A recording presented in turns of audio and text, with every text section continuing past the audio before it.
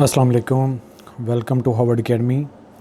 Current affairs का subject और इसका आज का हमारा जो पार्ट 1 पाकिस्तान के डोमेस्टिक अफेयर्स में जो इकोनॉमिक इश्यूज़ डिस्कस कर रहे हैं, आज का जो हमारा टॉपिक होगा वो है current economic situations of Pakistan. जो पाकिस्तान की मौजूदा इकोनॉमी की क्या हालत है, क्या चैलेंजेस हैं, क्या मुश्किलात हैं और किस स्टेज पे पाकिस्तान खड़ा है, कहाँ से ये सफ़र शुरू हुआ था। ज़रूरी है इस चीज़ का अहाता किया जाए ताकि फ़्यूचर में बेटर प्लानिंग की जाए और जो पाकिस्तान के पास अपॉर्चुनिटीज़ हैं उनको किस तरीके से वेल बैलेंस्ड वे से उनको जो है वो उससे फ़ायदा उठाया जाए। पहले हम अपनी आउटलाइंस देख लेते हैं। आउटलाइन में जो ये वाला एरिया है उसकी सब हेडिंग्स, ये आपके एक किस्म के नोट्स भी हैं हर हेडिंग के लिए। उनमें से कोई आपको मिस हो जाता है तो मेन हेडिंग के साथ एक दो आपको याद रहनी चाहिए। इंट्रोडक्शन है और इसकी फर्दर 2 पॉइंट्स को हम डिस्कस करेंगे। जब हम इसको डिस्कस कर रहे होंगे तो फिर हर एक पॉइंट को अलग से वजाहत करेंगे।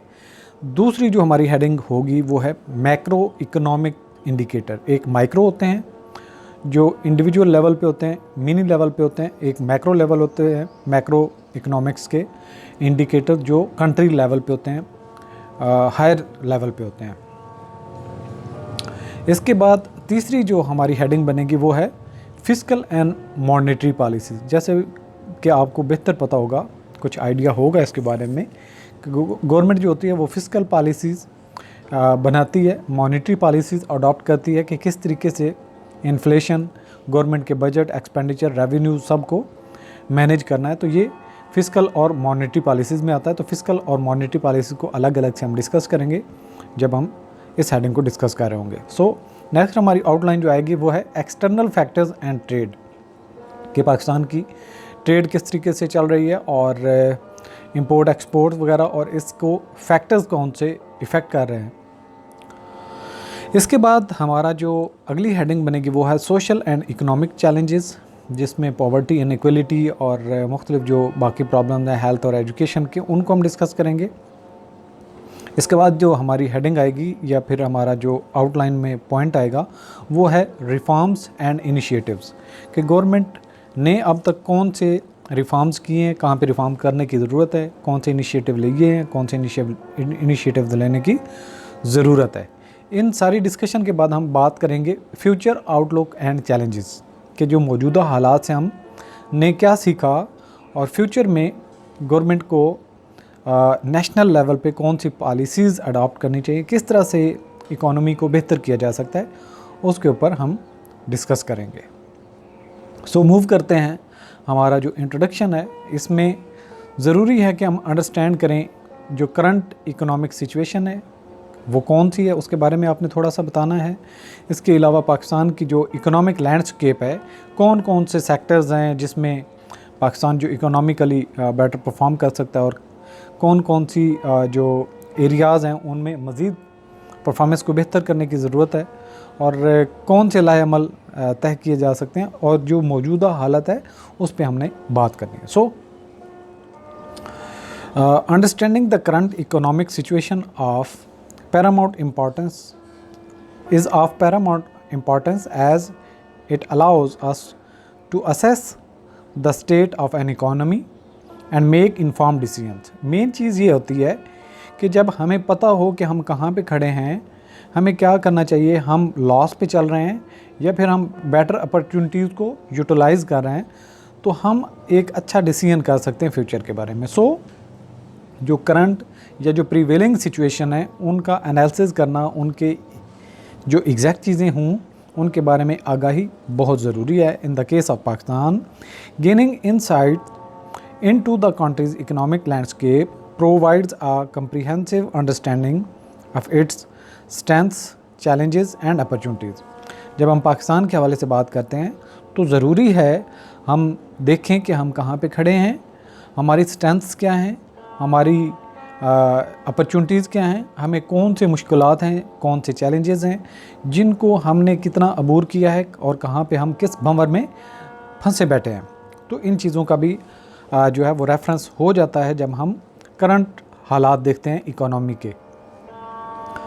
With a population of over 220 million people, Pakistan possesses immense potential for economic growth and development. जो कि हमारी पॉलिटिकल लीडरशिप भी बार बार इस चीज़ की तरफ फोकस करती है या इसकी तरफ इंडिकेट करती है कि पाकिस्तान की जो पॉपुलेशन तकरीबन 24 करोड़ 25 करोड़ के लगभग है, अगर इसको सही तरीके से जो है वो सेंसस किया जाए, तो इसमें से जो 60% से भी ज़्यादा जो है वो यूथ है। और यूथ को यूटिलाइज़ करके एजुकेशन भी माशाल्लाह से बेहतर होती जा रही है और इसमें बेहतर परफॉर्म हो रही है, यूनिवर्सिटीज़ बन रही हैं, एजुकेशन सेक्टर तेज़ी से तरक्की कर रहा है। अगर हम इस चीज़ का मुवाजना करें कि जो हमारे पास यूथ है उसको कैसे हम यूटिलाइज़ कर सकते हैं, जो पाकिस्तान के पास एग्रीकल्चर सेक्टर के पास बहुत पोटेंशियल है, वो ग्रो कर सकता है, इंडस्ट्री ग्रो कर सकती है, और ये सारी वो चीज़ें हैं जो पाकिस्तान के पास पोटेंशियल हैं, स्ट्रेंथ्स हैं। The economy is characterised by a diverse range of sectors including agriculture, manufacturing and services, each playing a vital role in driving economic activity. जब हम इकोनॉमी की बात करते हैं तो सिर्फ इकोनॉमी एक ओवरऑल नहीं है, बल्कि इसके अंदर फर्दर सेक्टर्स हैं, जैसे मैन्युफैक्चरिंग है, एग्रीकल्चर है, या सर्विसेज है जो मुख्तलिफ़ खिदमात सरअंजाम देते हैं बगैर किसी प्रोडक्ट को इन्वॉल्व किए। ये इंपॉर्टेंट हैं, इनको बेहतर तरीके से बरूए कार लाया जाए। इन सेक्टर्स की जहाँ पे परफॉर्मेंस के अंदर मज़ीद बेहतरी लाई जा सकती है तो उसको मज़ीद बेहतर किया जा सके। However, Pakistan also faces various challenges such as poverty, unemployment and infrastructure in deficiencies. जो पाकिस्तान के पोटेंशियल या जो इकॉनमी की जो हम ये कह सकते हैं कि जो हमारे पास एक स्ट्रेंथ है उसको हम जो यूटिलाइज़ नहीं कर पा रहे, उसके 3 बड़े असबाब हैं, जिसमें सबसे बड़ी बात तो है लोगों के पास फिनेंशियल रिसोर्सेज नहीं है, यानी कि पॉवर्टी है, उनके पास फिनेंशियल रिसोर्सेज नहीं है और उसकी वजह से अनएम्प्लॉयड हैं, वो फर्दर कोई स्टेप नहीं कर सकते, अपनी पोटेंशियल को बरूए कार नहीं ला सकते, कोई उनको ऐसा प्लेटफार्म नहीं मिलता जहाँ पे वो अपनी काबिलियत का इजहार कर सकें। इसके अलावा इंफ्रास्ट्रक्चर डेफिशिएंसीज़ हैं कि हम बड़े शहरों में या जो रोड का एक जाल होता है जो कहाँ तक वो पहुँचता है, वहाँ तक तो लोगों को कम्युनिकेशन आसान होती है, शहरों तक आना, शहरों की सहूलियात, एजुकेशन, और इसके अलावा आपकी जो एग्रीकल्चर की जो प्रोडक्ट है उसको ट्रांसपोर्ट करना, उसको सेल करना, इसके अलावा जो चीज़ें चाहिए उनको आसानी से जो है वो जो ट्रांसपोर्ट है उसको यूज़ करते हुए भेजी जा सकती हैं। लेकिन कई जगह पे इंफ्रास्ट्रक्चर ऐसा नहीं है जहाँ पे अभी भी जानवरों के ज़रिए से चीज़ों को ट्रांसपोर्ट किया जाता है, तो उनकी तरक्की की रेशो बहुत कम है। उनको जो सस्ते ट्रैक्टर, थ्रेशर्स और इस तरह की चीज़ें, मशीनरी अवेलेबल नहीं जहाँ पे कोई कारखाने लगाए जा सकें, ज़राअत से भरपूर फ़ायदा उठाया जा सके, या जो प्रोडक्टिविटी है लैंड की उसको बढ़ाया जा सके। तो ये वो डेफिशिएंसीज़ हैं जो अभी मौजूदा हालात में पाकिस्तान के जो है वो चैलेंज में एक शामिल आता है ये पॉइंट भी। By delving into the nuances of Pakistan's economic landscape, we can better grasp the key factors influencing its growth trajectory and work towards addressing the challenges to foster sustainable economic progress and improve the lives of citizens। कि जो मौजूदा हालात हैं उनको देखते हुए की factors के ऊपर हमें काम करने की ज़रूरत है, जहाँ पे हम आने वाले वक्त में एक रियलिटी बेस्ड अपने इस्टीमेट रखें, अपनी चीज़ों को बजट करें और उनको फिर अचीव करें, ताकि जो सस्टेनेबल इकोनॉमिक ग्रोथ है, यानी कि ये नहीं है कि वन टाइम आपने इंजेक्शन लगाया और चीज़ों को आराम आ गया, कुछ मसलों का सलूशन हो, बल्कि आपकी जो एग्रीकल्चर है वो सस्टेनेबल होनी चाहिए। हर दफ़ा जो आपकी लैंड है उसकी प्रोडक्टिविटी पहले की निस्बतन बेहतर होनी चाहिए, ग्रो होनी चाहिए, और रिसोर्सेज को बेटर यूटिलाइज़ करना चाहिए, ताकि जो शहरी हैं, जो देहातों में रहते हैं या कहीं पे भी रहते हैं, उनकी ज़िंदगियों को आसान किया जा सके। इस इंट्रोडक्शन के फेज़ के बाद हम अगले आ जाते हैं मैक्रो इकोनॉमिक्स इंडिकेटर। और मैक्रो इकोनॉमिक्स इंडिकेटर्स में फ़र्दर आपने 3 पॉइंट्स के ऊपर डिस्कशन करनी है, वो 3 पॉइंट आगे भी चल के हम डिस्कस करते हैं। समरी उन 3 पॉइंट्स की है कि करंट जब भी आप इस पूरे मामले पे डिस्कस करते हैं कि मैक्रो इकोनॉमिक्स इंडिकेटर्स में फ़र्दर आपने किस चीज़ पे फोकस करना है कि जीडीपी की ग्रोथ का रेट क्या चल रहा है, इकॉनमी किस तरीके से एक्सपैंड कर रही हो, इसके अलावा जो कीमतें चीज़ों की बढ़ रही हैं, और ये जो कीमतें बढ़ती हैं परचेजिंग पावर जो है वो लोगों की कम होती है, और जो कॉस्ट ऑफ लिविंग है, यानी कि जो आपकी सहूलियात हैं, जो आपको ज़िंदा रहने के लिए चीज़ें दरकार हैं, उनकी कितनी कीमत अदा करनी पड़ रही है, ये बहुत इंपॉर्टेंट है। इसके अलावा अनएम्प्लॉयमेंट का रेट क्या है, जीडीपी अगर ग्रो कर रही हो तो अनएम्प्लॉयमेंट ऑटोमेटिकली इसका रेट डाउन चला जाता है, और अगर जीडीपी डाउन चली जाए तो अनएम्प्लॉयमेंट की रेट बढ़ना शुरू हो जाता है। और जॉब क्रिएशन कहाँ पे की जा सकती है, चैलेंज क्या है, कितनी यूथ किस रेशो के साथ इंक्रीज़ हो रही है, कितनी रेशो के साथ एजुकेटेड लोग जो है वो मार्केट में आ रहे हैं, क्या उनको इन रिसोर्सेज तक एक्सेस है या नहीं है। तो ये 3 पॉइंट्स आपने डिस्कस करने हैं जो अभी हम डिस्कस करने जाए थे। Macro economics indicators provide valuable insights into the overall health and performance of an economy. किसी भी कंट्री की इकोनॉमी की हेल्थ को चेक करने के लिए, क्या वो सेहतमंद है, अच्छे तरीके से ग्रो हो रही है, तो ये जो मैक्रो इकोनॉमिक्स इंडिकेटर्स हैं वही हमें हेल्प करते हैं किसी कंट्री के बारे में सजेस्ट करने में, किसी कंट्री के बारे में आइडिया रखने में कि क्या वो बेटर परफॉर्म कर रहे हैं या नहीं कर रहे। सो ये इम्पॉर्टेंट एस्पेक्ट है। The GDP growth rate serves as a crucial indicator reflecting the pace of economic expansion and impact on various sectors। कि जो जीडीपी की ग्रोथ है ये बहुत सारे बाकी जो सेक्टर्स हैं उनकी ग्रोथ के ऊपर भी असरअंदाज होती है। तो जीडीपी की ग्रोथ को आपने देखना होता है कि किस तरीके से कंट्री की जीडीपी बढ़ रही है या वो जो है स्टैग्नेंट है या डाउनवर्ड है। तो जिस तरीके से आप कोविड में देखते हैं, तो कोविड में जो कंट्रीज़ हैं इन्होंने बहुत सफ़र किया था जीडीपी की ग्रोथ के लिहाज से, लेकिन पाकिस्तान ने बेटर परफॉर्म किया था। और अब जो हम बात कर रहे हैं तो कोई इतनी अच्छी जीडीपी की ग्रोथ पाकिस्तान की नहीं चल रही, और इन्वेस्टर्स सही तरीके से इन्वेस्ट नहीं कर रहे हैं। इवन कि आईएमएफ पाकिस्तान के ऊपर ट्रस्ट नहीं कर रहा। बहुत मुश्किल शराइत के बाद जो है आईएमएफ ने बेल आउट पैकेज की जो मंजूरी है वो दी है। तो ये सारे के सारे जो है वो जीडीपी के फैक्टर को आप देखें तो आपको अंदाज़ा हो जाता है कि मुल्क उसके जो राइवल्स हैं, जो उसके सराउंडिंग में कंट्री रह रहे हैं, या उस जैसे दूसरे ममालिक हैं जिनकी जितनी रकबा आबादी और उनका एग्रीकल्चर या इंडस्ट्री का सेक्टर है, तो वो कितना परफॉर्म कर रहे हैं। तो ये वो एलिमेंट्स होते हैं जिनको देखते हुए इंटरनेशनल इन्वेस्टमेंट आती है, फॉरेन डायरेक्ट इन्वेस्टमेंट आती है। A higher growth rate signifies increased production, investment and employment opportunity। तो यहाँ पे ये वो बात मज़ीद एक्सप्लेन कर दी गई कि जब किसी कंट्री की जीडीपी बढ़ती है तो इससे सिग्निफाई ये होता है कि वहाँ पे प्रोडक्शन भी हो रही है, इन्वेस्टमेंट भी हो रही है, और एम्प्लॉयमेंट की अपॉर्चुनिटीज़ भी प्रोवाइड हो रही हैं या बढ़ रही हैं। अगला पॉइंट आ जाता है कि जी inflation and other significant indicator measures the rise in general price level of its effects on purchasing power and the cost of living। कि जो इन्फ्लेशन है ये इंडिकेट करती है कि एक कंट्री के अंदर जो लिविंग गुड्स हैं जिनको इस्तेमाल किया जाता है, कंज्यूमेबल प्रोडक्ट्स, जो डेली नेसेसिटीज़ ऑफ लाइफ आप कह सकते हैं, उनकी कीमतें कितनी बढ़ रही हैं। और कीमतें अगर बढ़ रही हों तो लोगों का लिविंग स्टैंडर्ड डाउन चला जाता है, उनको कास्ट बियर करना मुश्किल होती है। तो इन्फ्लेशन जो होती है ये कोई अच्छा इसको कंट्रोल किया जाए तो लोग जो है वो स्टेबल रहते हैं, इकोनॉमी भी स्टेबल रहती है, और इकोनॉमी की स्टेबिलिटी की एक सिंबल है अगर इन्फ्लेशन कंट्रोल में हो। Controlling inflation is essential to main stable prices. यहाँ पे मज़ीद भी वजाहत कर दी गई कि जी इन्फ्लेशन को अगर कंट्रोल किया जाए तो इससे क्या होता है, ये इससे मदद मिलती है या ये ज़रूरी भी है कि प्राइसेस को स्टेबल रखा जाए। Safe guard consumers purchasing power, कि जो परचेजिंग पावर है, एक इंसान जो है अपनी घर में अगर 10 किलो चीनी इस्तेमाल कर रहा है, 2 किलो या 5 किलो घी इस्तेमाल कर रहा है, तो वो अपनी इस पावर को मेंटेन रख सके। अगर प्राइस के अंदर स्टेबिलिटी है, इन्फ्लेशन नहीं है तो या बहुत कम है, तो वो 10 किलो चीनी और 5 किलो घी महीने का इस्तेमाल करता रहेगा। लेकिन अगर इन्फ्लेशन से कीमतें बढ़ जाएंगी तो उसको मजबूरन चीनी जो है 10 किलो की बजाय 8 किलो पे आना पड़ेगा, और घी जो है 5 किलो की बजाय 4 किलो पे आना पड़ेगा। और डेफिनेटली जब इन चीज़ों की डिमांड कम होगी तो उनकी सेल भी कम होगी, सेल कम होगी तो प्रोडक्शन भी इम्पैक्ट होगी।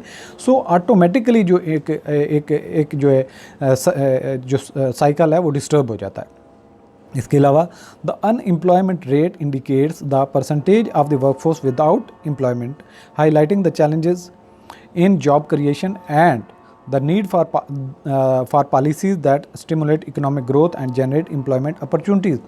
जब जो प्रोडक्ट्स होती हैं उनकी मार्केट में डिमांड कम होती है तो उसकी प्रोडक्शन भी कम होती है। जब प्रोडक्शन कम करनी होती है तो ऑटोमेटिकली जो फैक्ट्रीज होती हैं वो उनकी जो है वो अपने वर्कर्स को कम कर देते हैं, यानी कि अनएम्प्लॉयमेंट बढ़ना शुरू हो जाती है। और जब किसी कंट्री के अंदर अनएम्प्लॉयमेंट बढ़ रही होती है, रेट उसका बढ़ रहा होता है, इट्स मीन कि ये नेगेटिव सिंबल है। और अगर अनएम्प्लॉयमेंट कम हो रही है, उसकी रेशियो कम होती जा रही है, तो इट्स मीन कि जो कंट्री है उसके अंदर प्रोडक्शन बढ़ रही है, एम्प्लॉयमेंट की अपॉर्चुनिटीज़ हैं, इन्वेस्टमेंट का रुझान बढ़ रहा है। A balanced and robust economy requires careful monitoring and management of these macroeconomic indicators to ensure sustainable development and improve living standard of the population। कि किसी भी कंट्री की एक बेहतर इकोनॉमी के लिए बहुत बेहतर तरीके से या एक बेहतर जो है उसकी जो है सुपरविजन ज़रूरी है, ताकि मैक्रो इकोनॉमिक्स इंडिकेटर, ये कोई हमने जीडीपी, इन्फ्लेशन की बात की है, अनएम्प्लॉयमेंट की बात की है, तो इनको कंट्रोल में रखा जा सके ताकि जो लोग हैं वो आसान और अपनी मुनासिब ज़िंदगी को लेके चलते रहें और जो उनकी ज़रूरियात हैं वो आसानी से पूरी होती रहें और लोग खुशहाल होते जाएं। ये ज़रूरी है किसी भी कंट्री की इकोनॉमी के लिए, उनके लोगों के लिए, उनके रहन सहन के लिए, उनकी ज़िंदगियों के लिए और मुल्क की प्रोग्रेस के लिए। इसके बाद फर्दर पॉइंट आ जाता है जी, आपने डिस्कस करना है fiscal and monetary policies. Fiscal policies में जो गवर्नमेंट के रेवेन्यूज़ एंड एक्सपेंडिचर, जिस तरीके से एक बजट होता है वो इस्टीमेशन होती है, वो फिस्कल पॉलिसी की ही एक शक्ल होती है।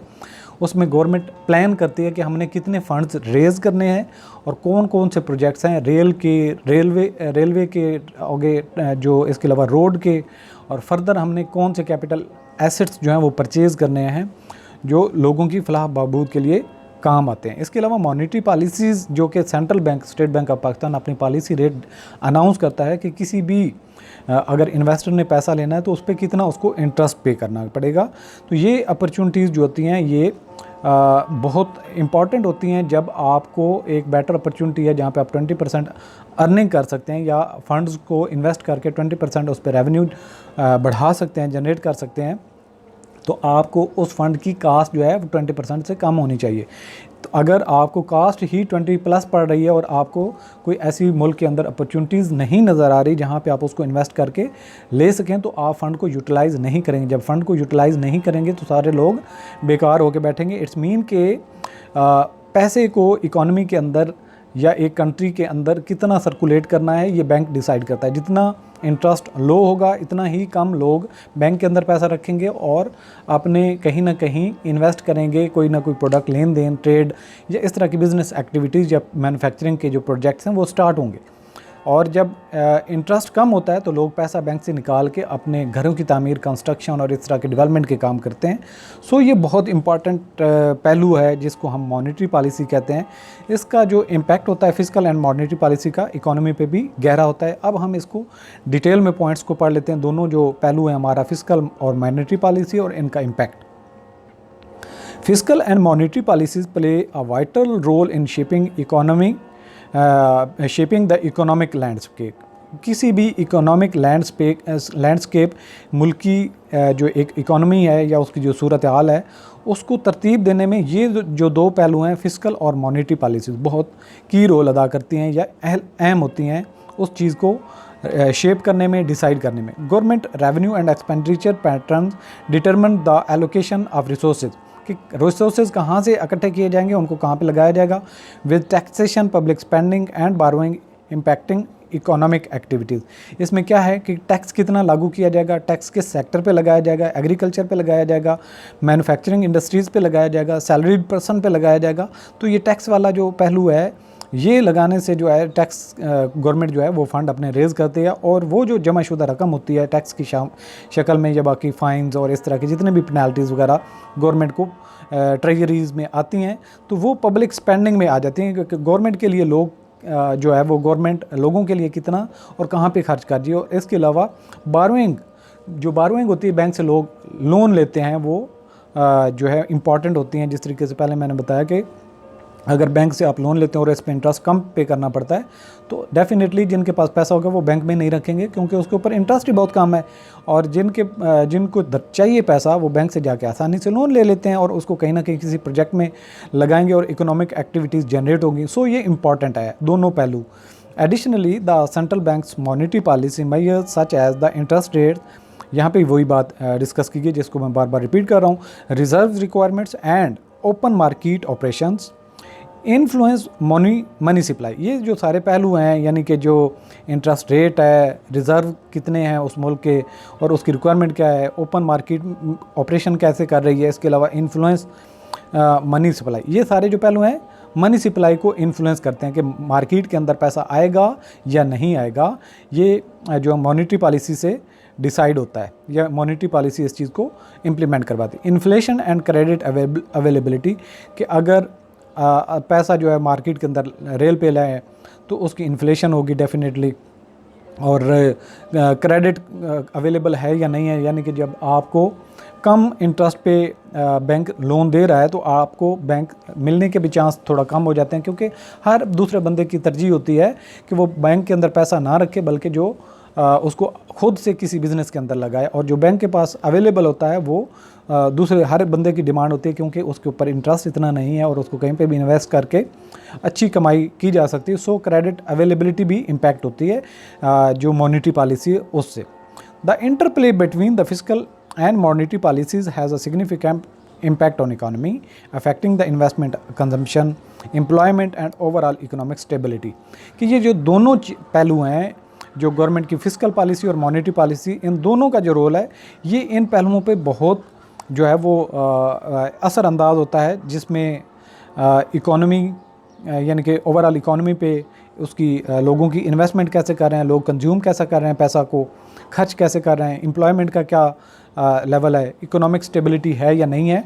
ये इन दोनों फैक्टर्स को जब सही तरीके से अप्लाई किया जाता है तो ये चीज़ें जिनका हमने फैक्टर्स का जिक्र किया है तो वो इम्पैक्ट होते हैं या उससे असर अंदाज होते हैं।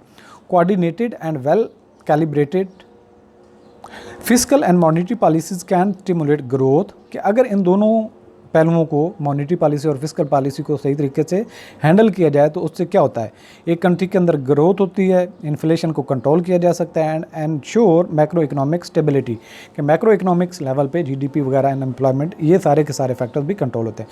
While their misalignment can lead to imbalance and economic challenges. जो अब पाकिस्तान की सिचुएशन है उसमें फिस्कल पॉलिसी और मॉनेटरी पॉलिसी की जो इम्बैलेंसिंग है वो क्या करती है कि इकोनॉमी के लिए चैलेंज पे बना देती है, और यही चीज़ें होती हैं, हर चीज़ डिस्टर्ब हो जाती है। Therefore a careful and strategic approach to fiscal and monetary policies is crucial for achieving sustainable and inclusive economic development. कि ये सारी सूरत हाल जिसका हमने मॉनेटरी पॉलिसी और फिस्कल पॉलिसी का जिक्र किया, इसको बेहतर तरीके से अप्रोच बेहतर अप्लाई करनी चाहिए। कंट्री की क्या ज़रूरियात है उनको मद्देनज़र रखना चाहिए, दोनों को बैलेंस तरीके से लेके चलना चाहिए। कोई भी एक परफेक्ट मॉडल किसी कंट्री के लिए दूसरे के लिए एक परफेक्ट नहीं हो सकता, क्योंकि उसकी इकोनॉमिक सिचुएशन अलग से होती है। सो मॉनेटरी पॉलिसीज़ और जो फिस्कल पॉलिसीज़ हैं ये हर लिहाज से बहुत अहम है, ताकि जो सस्टेनेबल इंक्लूसिव इकोनॉमिक डेवलपमेंट जो है उसके टारगेट को अचीव किया जा सके, लॉन्ग टर्म प्लानिंग की जाए, लॉन्ग टर्म इकोनॉमिक डेवलपमेंट हो और उसको अचीव किया जा सके। और ये दोनों जो फैक्टर्स हैं फिस्कल पॉलिसी और मॉनेटरी पॉलिसी, इनको सही तरीके से अप्लाई करने से ही हासिल हो सकता है। अगली हमारी हेडिंग आ जाती है एक्सटर्नल फैक्टर्स एंड ट्रेड। उसमें कौन कौन से एक्सटर्नल फैक्टर्स को आपने डिस्कस करना है। उसमें फ़ॉरेन एक्सचेंज रिज़र्व्स हैं, जो एक कंट्री के फ़ॉरेन एक्सचेंज रिज़र्व से मुराद क्या है यहाँ पे मैं डिस्कस कर लेता हूँ, बाकी चीज़ें हम रीड आउट कर लेंगे ताकि आपके लिए आसानी हो। फर्दर भी कोई पॉइंट हुआ तो मैं उसको भी आपसे डिस्कस कर लूँगा।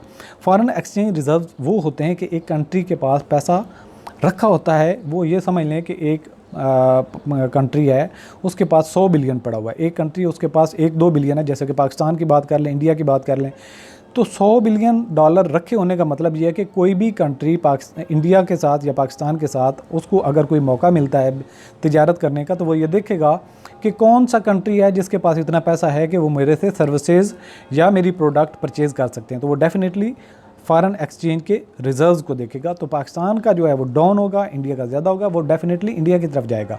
सो ये इंपॉर्टेंट होता है कि कोई भी कंट्री किसी से एग्रीमेंट करता है या उसके साथ डिसीजन करता है बिज़नेस के मामलात को, तो फॉरेन एक्सचेंज रिजर्व को वो देखता है और बैलेंस ऑफ पेमेंट के क्या ये मुल्क कहीं डिफ़ॉल्ट तो नहीं हो जाएगा, ये अपनी ड्यूज़ या अपनी लाइबिलिटीज़ पे करने की सलाहियत रखता है या नहीं रखता, तो ये चीज़ें डिसाइड करती हैं। सो ये इंपॉर्टेंट है। इसके अलावा export and import trends and there impact on trade deficit, कि अगर एक कंट्री की एक्सपोर्ट आप कहें कि 100 रुपये की हैं और इम्पोर्ट जो उसकी हैं, यानी एक्सपोर्ट जाने की इलामत है जो जा रही हैं और आने की इलामत क्या है, हम कहते हैं कि जी इंपोर्ट्स जो हैं वो 200 रुपए की हैं। इट्स मीन कि हम 100 की चीज़ें बेचते हैं, 200 की चीज़ें परचेज़ करते हैं। आप यही समझ लें कि 100 आपकी तनख्वाह है, 200 आप खर्च करते हैं। ये मॉडल ठीक नहीं है। दूसरे मॉडल पे जाएं कि अगर आपकी 200 इनकम है और आप यानी कि आपकी 200 इनकम है और आप जो है 100 उसमें से खर्च करते हैं, तो ये अच्छा मॉडल है क्योंकि 100 आपके पास बच जाता है। आप ये समझें कि एक्सपोर्ट्स ज़्यादा होनी चाहिए जहाँ से आप चीज़ों को सेल करके पैसा कमाते हैं और आपकी इंपोर्ट्स की वैल्यू एक्सपोर्ट की निस्बतन कम होनी चाहिए। सो इन चीज़ों को भी बैलेंस करने की ज़रूरत होती है। और डेफिसिट कब होता है कि जी अगर आप 100 की एक्सपोर्ट कर रहे हैं और 200 की इंपोर्ट कर रहे हैं तो 100 आपको एक्स्ट्रा जो है वो पे करना पड़ेगा। तो वो कहाँ से लेंगे? वो डेफिनेटली आपको लोन लेना पड़ेगा और वो लोन जो 100 रुपया लेंगे उसके ऊपर आपको इंटरेस्ट पे करना पड़ेगा। वो 10% पे करना पड़ता है, 2% पे करना पड़ता है वो अलग से। जबकि यहाँ पे अगर देखें 200 आपकी एक्सपोर्ट्स हैं और 100 इंपोर्ट हैं तो डेफिनेटली आपके पास 100 रुपया एक्स्ट्रा बच जाएगा। इसको आप फर्दर कहीं पे दे सकते हैं और आपको साल के बाद 10 रुपये अगर मिलते हैं तो 110 हो जाएंगे, बजाय इसके कि आप लोन लें और उसके ऊपर इंटरेस्ट पे करें, आपके पास पैसा बच जाता है। तो सो ये इंपोर्ट और एक्सपोर्ट का एक एलिमेंट है जिसमें ट्रेड डेफिसिट होता है कि जितनी आपकी एक्सपोर्ट्स होती हैं और आपकी इंपोर्ट्स होती हैं, इन दोनों को एक्सपोर्ट्स में से इंपोर्ट को माइनस किया जाए तो आपका अगर पॉजिटिव में है तो इट्स मीन कि आपकी एक्सपोर्ट्स ज़्यादा हैं, वो जो कि पॉजिटिव सिंबल है।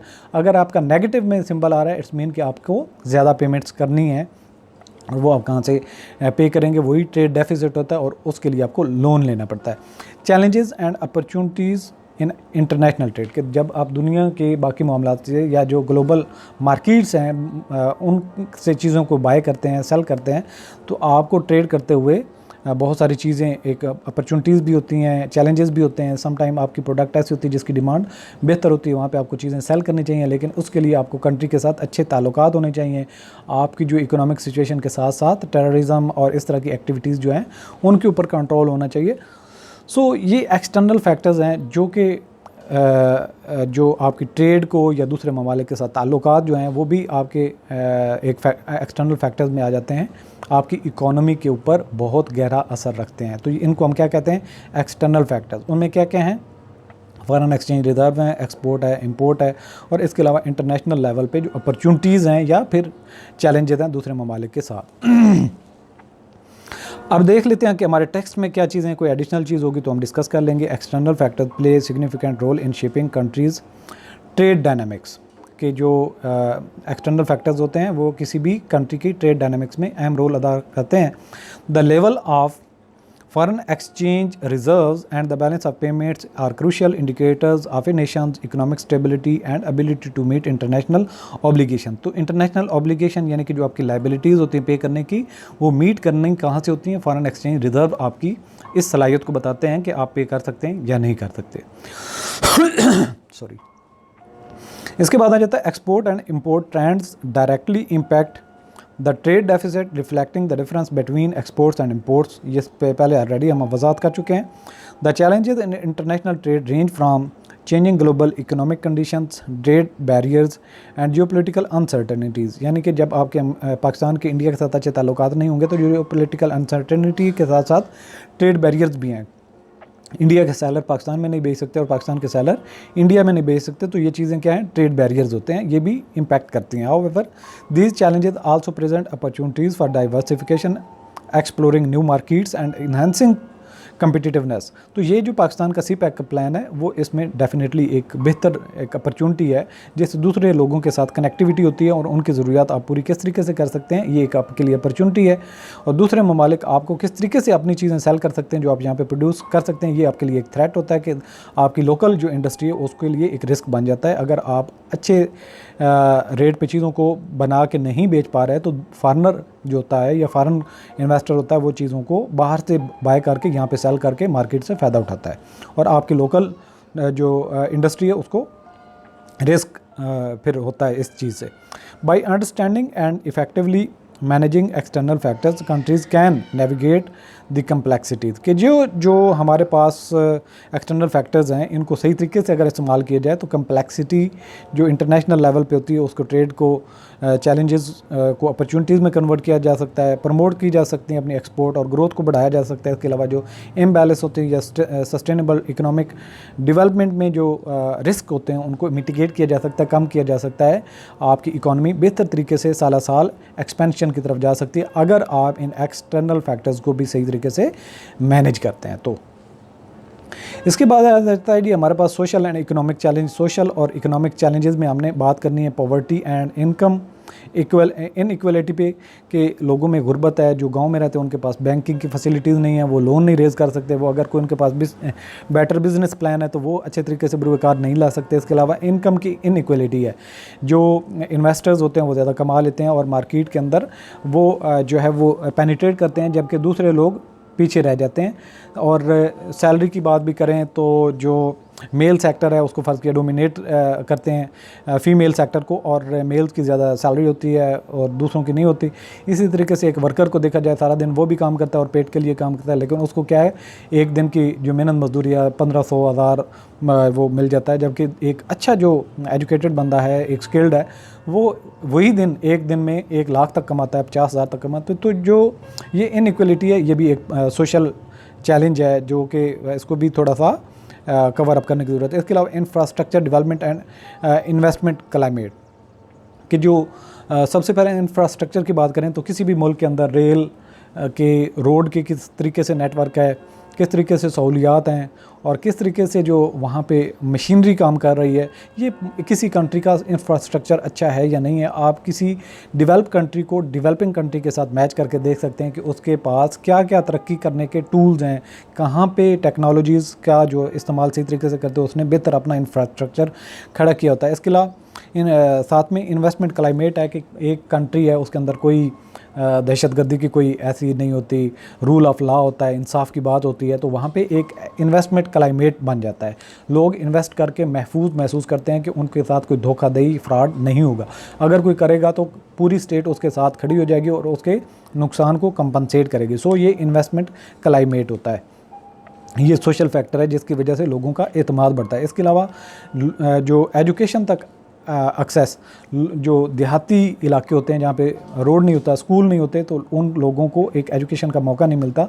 आबादी में तो वो पूरे नंबर्स में काउंट होते हैं, यानी कि एक PhD डॉक्टर भी आपका एक फ़र्द काउंट होता है, जबकि एक बंदा जिसने स्कूल का मुंह नहीं देखा वो भी एक फ़र्द काउंट होता है। लेकिन दोनों के जो वर्क करने का या काम करने का या एक टैलेंट का इस्तेमाल जो है वो बड़ा फ़र्क पड़ जाता है। तो ये भी एक सोशल इशू है जो इकोनॉमिक चैलेंजेस में दरपेश होता है, यानी कि अनएजुकेटेड आपकी आबादी ज़्यादा होगी तो आपके लिए चैलेंजेस ज़्यादा हैं, और आपकी एजुकेटेड आबादी ज़्यादा होगी तो वो बढ़ चढ़ कर हिस्सा लेते हैं, बाहर जाके आपके फॉरेन रेमिटेंसेस की मद में जो है वो फ़ंड्स भेजते हैं।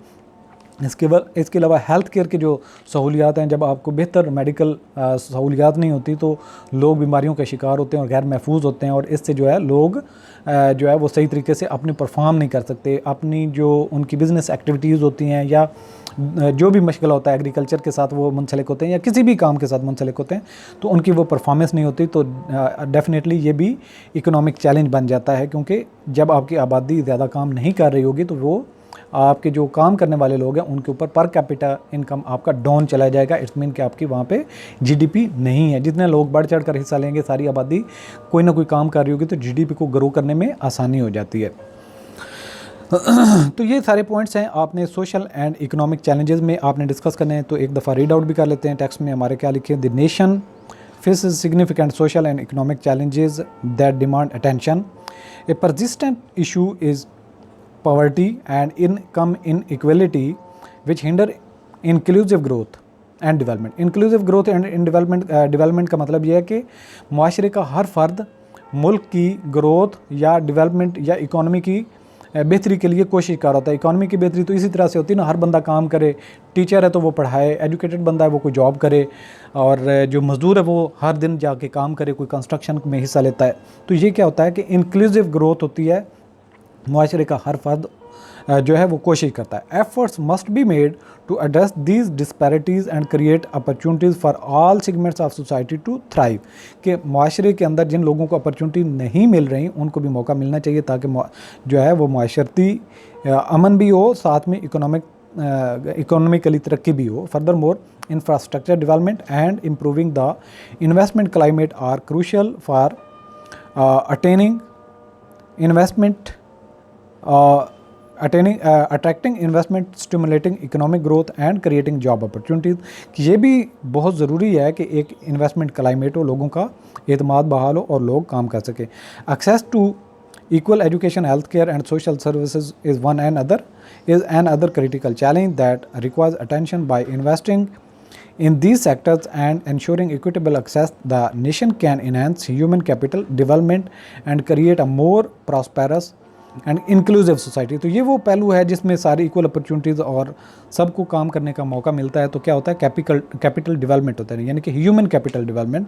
जिस तरीके से हमारे पास पैसा और मशीनरी होती है, कैपिटल की शक्ल है, इसी तरीके से जो लोगों की सलाहियतें हैं वो भी एक हमारे पास कैपिटल है। तो कैपिटल बढ़ता है जब लोगों को तालीम मिलती है, हेल्थ केयर की फैसिलिटीज़ मिलती हैं, मोर प्रॉस्पेरस एंड इंक्लूसिव सोसाइटी हो जाती है जिसमें माशरे का हर फर्द तरक्की के लिए मिल के काम करता है। Tackling these challenges require a comprehensive approach that combine policy measures, targeted interventions and collaborating among various stakeholders to foster sustainable social and economic progress. तो यहाँ पे आप देखें हमारे हर टॉपिक के एंड में एक जो पैराग्राफ होता है कि इस सारे मामले को कैसे, इस चैलेंज को दरपेश जो चैलेंज है इनको बेहतर तरीके से हैंडल करके हम इकोनॉमिक प्रोग्रेस कर सकते हैं, डेवलपमेंट हो सकती है, बेहतरी लाई जा सकती है।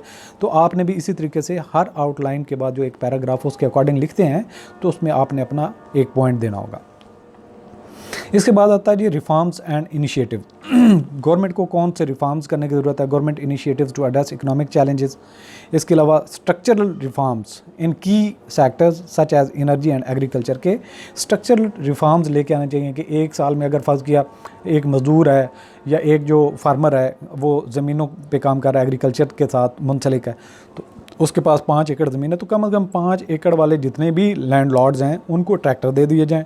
अगले साल में जितने भी 10 एकड़ रखने वाले उनको थ्रेशर लाजमी होनी चाहिए। अगर उनके पास नहीं है तो वो जाके आसानी से अपनी गवर्नमेंट उनको स्पॉन्सर करे, वो ले लें, और सालाना जब उनकी फसल की कटाई होती है तो वो उसकी कुछ ना कुछ पेमेंट करते रहें। इस तरीके से सहूलियात उनको दी जाएँ। इसके अलावा foreign investment and economic cooperation projects हैं जो इकोनॉमिक कोऑपरेशन दूसरे कंट्रीज़ के साथ करें। जितने फॉरेन में इन्वेस्टर बैठे हों उनको बेटर अपॉर्चुनिटीज़ दी जाएँ, उनको प्रोटेक्ट किया जाए कि यहाँ पे आपके साथ फ्रॉड और धोखाधड़ी या ऐसे कोई भी मामला नहीं होंगे, स्टेट उनको प्रोटेक्ट करे। तो ये वो चीज़ें हैं जिनके अंदर रिफॉर्म्स लाने की ज़रूरत है।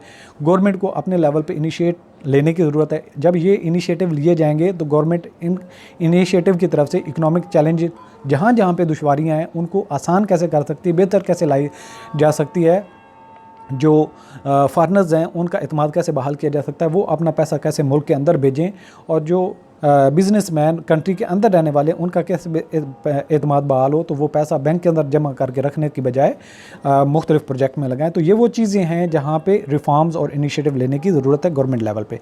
Government initiatives play a vital role in addressing economic challenges and driving sustainable growth. Structural reforms in key sectors such as energy and agriculture are being implemented to improve efficiency, productivity and competitiveness. These reforms aim to modernize infrastructure, enhance technological capabilities and promote sustainable practices. Additionally, the government's focus on attracting foreign investment and fostering economic cooperation projects is contributing to economic development by creating a favorable business. यहाँ पे वो paragraph है, आपने अपनी idea देना है।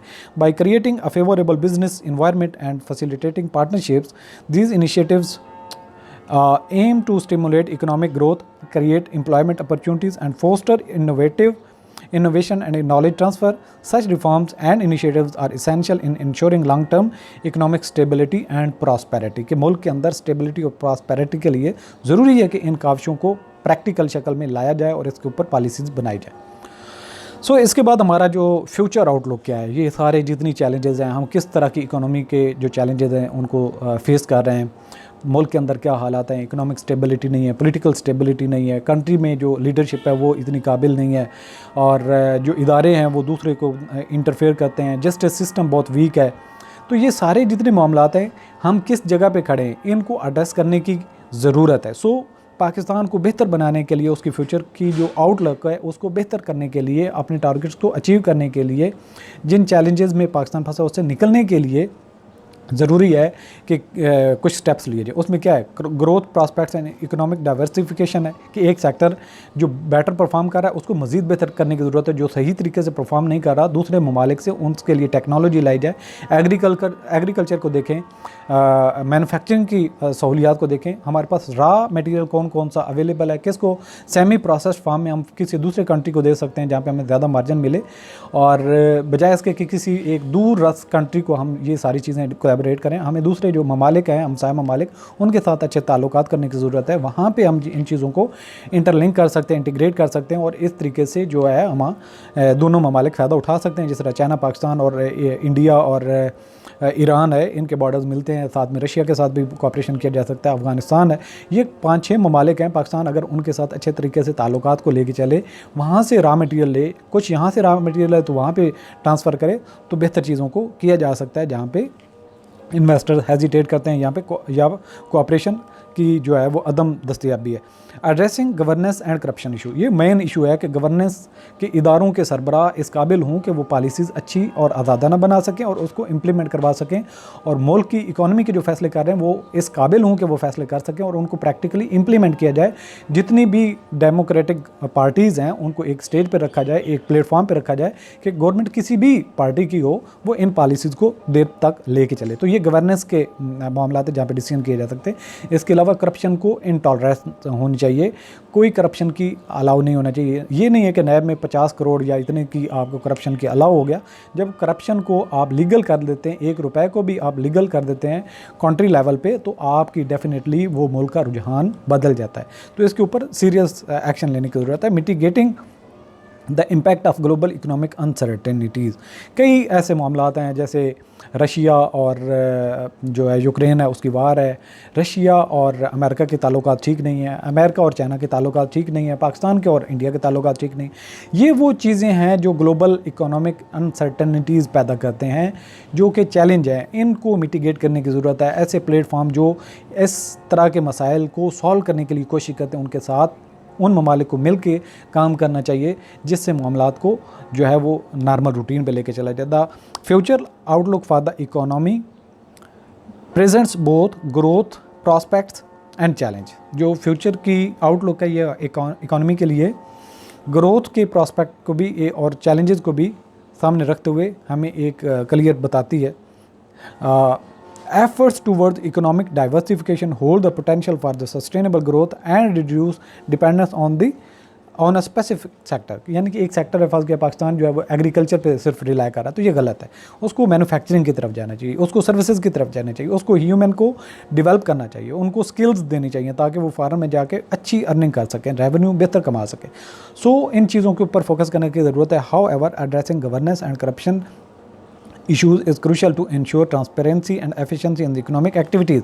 कि economic activities को बेहतर करने के लिए जो करप्शन या गवर्नेंस के मामलात हैं उनको बेहतर करना जो है वो बहुत ज़रूरी है। More over the economy must navigate and mitigate the impact of global economic uncertainties such as fluctuations in the commodity prices and trade tensions। Trade tension जो मुख्तलिफ ममालिक की होती हैं, या इसके अलावा जो चैलेंज था कोविड का, तो इन चीज़ों से नबूद आज़मा होने की ज़रूरत है और इन चीज़ों के लिए प्लान करने की ज़रूरत है। यहाँ पे एक सजेस्टिव लाइन आपने देनी, by proactively addressing these challenges, implementing sound governance practices and adopting strategies to mitigate external risks, the economy can foster a resilient and sustainable path for the future growth and development। कि ये जो जितने भी मामला दरपेश हैं, economic diversification भी करनी चाहिए, गवर्नेंस को बेहतर भी करना चाहिए, करप्शन के मामला को वो देखना चाहिए, और करप्शन के ऊपर बेहतर ट्रांसपेरेंसी के लिए ज़रूरी है कि इसके ख़िलाफ़ सख्त एक्शन लिया जाए जो करते हैं, और सख्त कवानीन बनाए जाएँ और उनके ऊपर इम्प्लीमेंट किया जाए, खा वो किसी भी जो शोबे से ताल्लुक़ रखने वाला शख्स हो। इसके अलावा जो इंटरनेशनल लेवल पे या ग्लोबल लेवल पे जो इकोनॉमिक अनसर्टनिटीज़ हैं, उनको देखते हुए कुछ ऐसी पॉलिसीज़ मुरतब दी जाएँ, तो इनको तरतीब देने से जो आने वाले वक्त के चैलेंजेस हैं सस्टेनेबल ग्रोथ अचीव करने में उनको हासिल हो सकता है अगर बेहतर पॉलिसीज़ मुरतब की जाए। सो यहाँ पे हम देखते हैं कि हमें जब ओवरऑल अगर कोई 8-10 पॉइंट ऐसे जिनकी बेसिस पे इस पूरे टॉपिक के ऊपर आप अच्छी तरीके से डिस्कस कर सकते हैं, आपको नोट्स बनाने की ज़रूरत है, जो कि यहाँ पे पाकिस्तान, आपने क्या क्या पॉइंट्स माइंड में रखने, Pakistan economy is facing challenges in terms of GDP growth, inflation and unemployment. तो इस पर हम डिटेल से डिस्कस कर चुके हैं। तो ये वो पॉइंट्स हैं जिनके ऊपर आप जब करंट इकोनॉमिक सिचुएशन की बात करेंगे तो इनके ऊपर डिस्कस करना है। फिस्कल एंड मॉनेटरी पॉलिसी पे हमने बड़ी तरतीब से बात की और बड़ी लेंथ में बात की, तो उनके ऊपर आपने पॉइंट्स पे डिस्कस करना है। एक्सटर्नल फैक्टर्स हैं जिनमें फॉरेन एक्सचेंज रिजर्व्स हैं, ट्रेड बैलेंस है और इम्पैक्ट ऑन इकोनॉमी पे इनका जो है इम्पैक्ट, उनके आपने पॉइंट्स याद रख के उन पर डिस्कस करना है। Social and economic challenges including poverty and infrastructure development need to be address. तो ये पॉइंट्स हैं, इनको भी आपने एड्रेस करना है। Reforms and initiative by the government aim to tackle economic challenges and attract foreign investment. तो इसमें गवर्नमेंट को क्या क्या रिफॉर्म्स और इनिशिएटिव लेने की ज़रूरत है, उसके ऊपर भी हम डिस्कस कर चुके हैं। लेकिन यहाँ पे आपके पास 2 लाइनों में ये चीज़ होनी चाहिए कि आपने इन चीज़ों को डिस्कस करना है। The future outlook include growth, prospects, diversification efforts and addressing governance issue.